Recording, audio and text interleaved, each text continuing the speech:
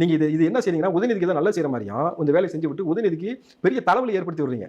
பசங்க இப்ப சும்மா இருப்பான்னு நினைக்கிறீங்களா? 4 போஸ்ட் கிழிச்சிருக்கீங்க, 4000 போஸ்ட் ரெடி பண்ணிட்டு இருக்காங்க. அவன் எப்போ வரைக்கும் ஒட்டுவான்னு நினைக்கிறீங்க? எலெக்ஷன் வரைக்கும் ஒட்டுவான். விஜய் பிறந்தநாள் அன்னைக்கு மட்டும் கொண்டாட்டு போறது உதயநிதி பிறந்தநாள் கிடையாது. புரியுதுங்களா? கோடான கோடி நபர்கள் வந்து தூக்கி கொண்டாடிட்டு இருக்கான பொழுது, இந்த பிறந்தநாள் அரசியல் தலைவராக அவர் கொண்டாடக்கூடிய இந்த பிறந்தநாள் வந்து உச்சபட்சமான ஒரு பிறந்தநாளாகவும் பெரும் விழாவாகவும் கொண்டாடுவதற்கு தமிழ்நாட்டை தாண்டி உலகம் முழுக்க இருக்கக்கூடிய விஜய் ரசிகர்களால் முன்னெடுக்கப்படுகிறது. இந்த பிறந்தநாள் அன்னைக்கு என்ன திட்டம் இருக்கிறது? பிறந்தநாள்ல இருந்து திமுகவை களத்தில் இறங்கி முடிப்பது தான் அவருடைய பிறந்தநாள் ரெசல்யூஷன்.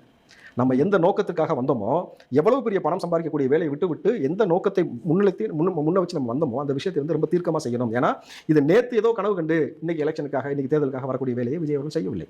கடைசி வரைக்கும் என் மகன் வந்து அரசியல் வரமாட்டான்னு ஏதோ ஸ்டாலின் விட்டுட்டு, நாலா அரசியல் வரமாட்டேன்னு உதயநிதி விட்டுட்டு, ஆளை கொண்டு வந்து உள்ள போடனே உள்ள பூந்துட்டு இப்போ தேவையில்லாத வேலை பார்த்துட்டு தெரியுமா, அந்த மாதிரி வரல. விஜய் அவர்கள் 20 வருஷமாக எல்லா காணொலியிலும் சொல்லியிருக்கிறாரு, காலம் என்னை சரியான நேரத்தில் அரசியல் களத்திற்குள் கொஞ்சம் நிப்பாட்டும், அன்றைக்கு என் மக்களுக்கு எல்லா உதவியும் செய்வேன்றதை வெல் பிளான்டாக நகர்த்தி கொண்டு வந்திருக்கக்கூடிய மனுஷன் தன்னுடைய கெரியரில் உச்சபட்சமாக இருக்கும்பொழுது அந்த வருமானத்தை விட்டுட்டு மக்களுக்காக வரான்றதை அதைத்தான் மக்கள் நேசிக்கிறான். முதல்ல அதை நேசிக்கும் பொழுது எங்கள் அண்ணன் எங்களுக்காக இவ்வளோ பெரிய ஒரு இக்கட்டான சொல்ல வந்து நிற்கிறார் தான் சூஸ் பண்ணுறான். ரெண்டாவது, இந்த 2 கட்சியுடைய மோசமான ஆட்சி முறையும் இவன் நம்மளை நம்ப வச்சிருக்கான் தெரியுமா? காலங்காலமா தவறான விஷயத்தை நமக்குள்ள புகுத்தி அது சரியான விஷயம், அதை நான் தான் சரியா செஞ்சிருக்கேன் நம்ம நம்ப வைக்கிறான்.